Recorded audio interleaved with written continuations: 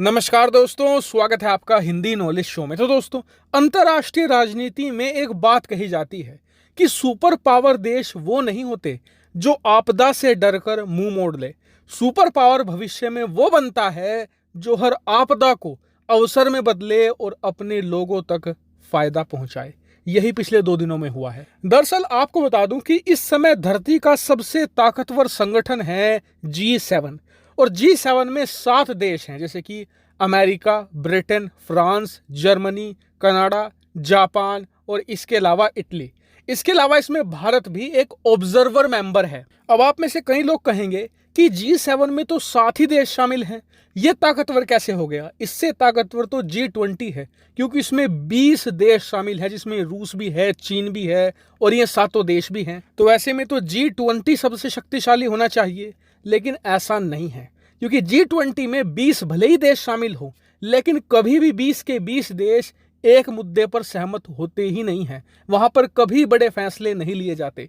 जबकि जो G7 है उसमें सारे लाइक माइंडेड देश हैं, यानी कि एक विचारधारा को फॉलो करते हैं और बड़े बड़े फैसले लेते हैं सहमति बनाकर, जिससे कि पूरी दुनिया पर उसका असर पड़ता है। और इसीलिए जब G7 की बैठक होती है तो दुनिया का हर एक देश इस पर निगाह बनाए रखता है। और इस बार भारत भी इसमें एक ऑब्जर्वर मेंबर के तौर पर शामिल हुआ है। पीएम मोदी भी इसमें शामिल होने के लिए जर्मनी पहुंच चुके हैं। अब हुआ यह कि G7 की एक बहुत बड़ी बैठक हुई थी रशिया पर, और इस बैठक में ऐलान यह किया गया कि रशिया पर एक बहुत ही स्ट्रॉन्ग प्रतिबंध लगाया जाएगा। और यह प्रतिबंध ऐसा है जो रूस की सबसे कमजोर कड़ी को तोड़ेगा। क्या है यह प्रतिबंध? दरअसल जब से रूस यूक्रेन युद्ध शुरू हुआ है ना, तब से रूस के पास जितने भी डॉलर के या यूरो के रिजर्व थे, उन सभी को फ्रीज कर दिया गया है। यानी कि रशिया के पास डॉलर और यूरो है तो, लेकिन वो उन्हें इस्तेमाल नहीं कर सकता। लेकिन रशिया के जो डॉलर फ्रीज किए गए हैं, उससे उस पर कोई भी असर नहीं पड़ रहा है। रशिया बाकी देशों के साथ अब भी व्यापार कर रहा है। रूस अब भी दूसरे देशों से कुछ सामान खरीद रहा है और उसका पेमेंट भी सफलतापूर्वक कर रहा है, वो भी बिना डॉलर के। अब ये कैसे हुआ? कई लोग कहेंगे कि रूस अपनी करेंसी यानी कि रूबल से व्यापार कर रहा है, लेकिन ऐसा नहीं है। रूबल से व्यापार सिर्फ यूरोपियन देशों के साथ हो रहा है। बाकी के बहुत सारे देश हैं जो रूबल को एक्सेप्ट नहीं करते। तो वहां पर रूस क्या इलाज कर रहा है? रूस ये कर रहा है कि उसके पास बहुत ही बड़ा भंडार है सोने का। जी हाँ, रूस के पास बहुत बड़ा गोल्ड रिजर्व मौजूद है और वो सोने से व्यापार करता है बाकी देशों के साथ। इतना ही नहीं, रूस के अंदर बहुत सारी सोने की खदानें भी हैं, जहां से वो तेजी से सोना निकाल रहा है और बाकी दुनिया में बेचकर मोटा मुनाफा भी कमा रहा है। और आज की तारीख में रूसी सरकार चल रही है, इसके पीछे 3 बड़ी वजह है। पहला है तेल, दूसरा है रूसी गैस और तीसरा है रूसी सोना। अब G7 के देश इसी सोने पर वार करने जा रहे हैं। दरअसल G7 ने ऐलान किया है कि रूसी सोने पर अब बैन लगा दिया जाएगा। आने वाले कुछ दिनों में रूस दुनिया भर में अपना सोना नहीं बेच पाएगा। अब जैसे ही ये ऐलान हुआ, पूरी दुनिया में इसको लेकर बहुत ज्यादा चिंताएं उठने लगी। क्यों? क्योंकि अगर ऐसा होता है, मार्केट से रूसी सोना गायब हो जाता है, तो सोने की कमी होगी, जिससे कि सोने के दाम आसमान छूने लगेंगे। और इसका असर सबसे ज्यादा भारत पर होगा, क्योंकि सबसे ज्यादा सोना आयात भारत में किया जाता है। और मैं आपको उदाहरण देकर समझाता हूं कि ये G7 का फैसला भारत के लिए घातक कैसे था। मान लीजिए भारत अंतर्राष्ट्रीय मार्केट में जाता है सोना खरीदने के लिए।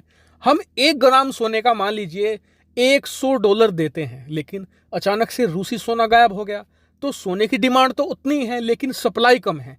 इस वजह से सोने के दाम बढ़ने लगेंगे और जिसके लिए हम पहले $100 देते थे, हमें 120 या फिर $150 देने पड़ जाएंगे, जिससे कि भारत का जो विदेशी मुद्रा भंडार है वो तेजी से खत्म होगा। इसके अलावा आप लोगों पर भी डायरेक्ट असर पड़ेगा, क्योंकि मान लीजिए आपकी बेटी की शादी है, आपको सोना खरीदना था, अचानक से रूसी सोना बैन हो गया, तो आपको भी महंगा सोना मजबूरी में लेना पड़ेगा।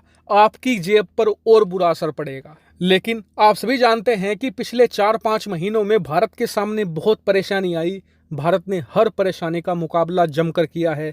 इस बार भी ऐसा ही हो रहा है। दरअसल खबर कुछ ऐसी है कि अगर रूसी सोना बैन हो जाता है तो इससे रूस को भी नुकसान होगा। रूस का रेवेन्यू बहुत ज्यादा गिरेगा। ऐसे में रूस तेल और गैस की तरह सोने पर भी डिस्काउंट दे सकता है, और भारत को अगर ये डिस्काउंट मिला तो भारत हर हाल में इसे लेने जाएगा। और आप स्क्रीन पर आर्टिकल देख भी सकते हैं जिसमें बताया गया है कि आने वाले समय में रूस सोने पर डिस्काउंट का ऐलान कर सकता है। और मान लीजिए अगर 10% भी डिस्काउंट मिल गया ना सोने पर, तो भारत की बल्ले बल्ले हो जाएगी। लेकिन यहाँ पर एक अड़चन है जिसे भारत को क्लियर करना होगा, वो ये कि G7 का जो ये समिट हो रहा है ना, जिसमें ये ऐलान किया गया है, इस बार इसमें भारत भी शामिल हो रहा है। और कहा यह जा रहा है कि G7 के देश भविष्य में भारत को भी इसमें शामिल कर सकते हैं। लेकिन अगर भारत G7 की लाइन से अलग होकर यह फैसला लेता है कि हम रूसी सस्ता सोना खरीदेंगे, तो भविष्य में भारत के G7 में शामिल होने की संभावना भी बहुत ज्यादा कम हो जाएंगी। और इसीलिए भारत को इस पूरे मामले को बहुत ही स्मार्टली मैनेज करना होगा। जो G7 देश हैं उन्हें भी मनाना होगा और रूस से सोना भी लेना होगा। हालांकि आप लोग कमेंट करके बताइए कि क्या भारत सरकार ये कर पाएगी या नहीं। फिलहाल इस वीडियो में इतना ही। Thank you very much for watching video.